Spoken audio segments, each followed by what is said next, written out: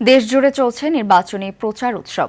পাল্টাপাল্টি অভিযোগ থাকলেও প্রচার থেমে নেই প্রার্থীদের। এদিকে গণতন্ত্রকে শক্তিশালী করতে ধানের শীষে ভোট দেওয়ার আহ্বান বিএনপির নেতাদের।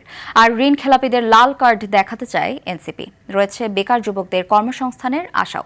জেলা প্রতিনিধিদের পাঠানো তথ্যচিত্রে আরও জানাচ্ছেন নাদিরা সুলতানা।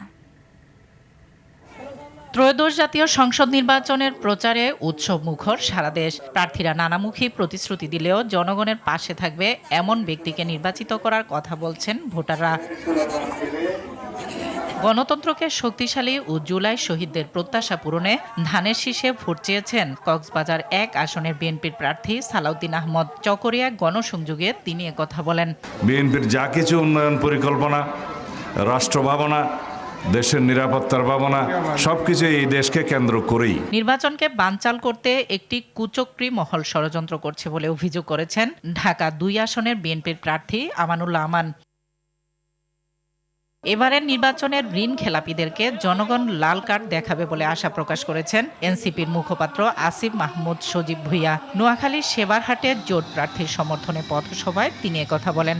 এবার জাতীয়তাবাদের নামে ঋণ খেলাপি এবং বিদেশি নাগরিকদেরকে লাল কার্ড দেখানো হবে।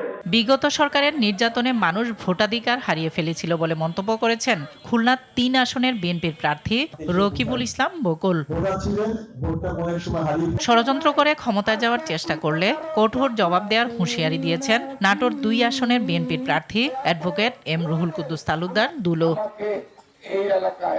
গোপালগঞ্জে ভোটারদের টানতে মাঠে আছেন বিএনপি, ইসলামী আন্দোলন সহ বিভিন্ন দলের প্রার্থীরা। মৌলভীবাজার ৪ আসনে ত্রিমুখী চাপে আছে বিএনপি দলীয় প্রার্থী। এদিকে নির্বাচিত হলে বেকার যুবকদের কর্মসংস্থানের ব্যবস্থা করার ঘোষণা দিয়েছেন পঞ্চগড় ১ আসনের প্রার্থী ব্যারিস্টার নৌশাদ জমির। জেলা সদরে পথসভায় তিনি একথা বলেন। নির্বাচনী পরিবেশ বানচালে বড় অপশক্তি কাজ করছে বলে অভিযোগ করেছেন পটুয়াখালী ৩ আসনের প্রার্থী ও গণ অধিকার পরিষদের সভাপতি নুরুল হক নূর। একই জেলার দুমকিতে বিএনপির প্রার্থী আলতাফ হোসেন চৌধুরী নির্বাচনী সভায় অংশ নিয়েছেন। নির্বাচনের পরিবেশ বানচাল করার জন্য দেশি বিদেশি একটি অপশক্তি কাজ করছে। রাজশাহীতে প্রচারের মাঠে আছেন বিএনপির চেয়ারম্যানের উপদেষ্টা শরীফুদ্দীন সহ অন্য প্রার্থীরা। অন্যদিকে সিরাজগঞ্জের বহুলিতে জামাতের মিছিল থেকে বিএনপির কর্মী সমর্থকদের উপর হামলার অভিযোগ করা হয়েছে। পাল্টা অভিযোগ করেছে জামাতও। বগুড়া ২ শিবগঞ্জ আসনের দাঁড়িপাল্লা প্রতীকের নির্বাচনী কার্যালয়ে হামলার ঘটনায় থানায় অভিযোগ ও প্রেস ক্লাবে সংবাদ সম্মেলন করেছেন জামাতের প্রার্থী। দিনাজপুর ৬ আসনে প্রশাসনের নীরব ভূমিকার অভিযোগে নির্বাচন থেকে সরে দাঁড়ালেন স্বতন্ত্র প্রার্থী শাহনেওয়াজ ফিরোজ শুভ। আমার কাছে মনে হচ্ছে যে আমার পক্ষে আর এখানে এই পরিস্থিতিতে নির্বাচনটা কন্টিনিউ করা সম্ভব। প্রচার চলছে ঝিনাইদহ, ঝালকাঠি, কুষ্টিয়া, টাঙ্গাইল, চট্টগ্রামের মিরসরাই, ফেনী, রাঙ্গামাটি, পাবনার ঈশ্বরদী, মুন্সিগঞ্জ, ভোলায়।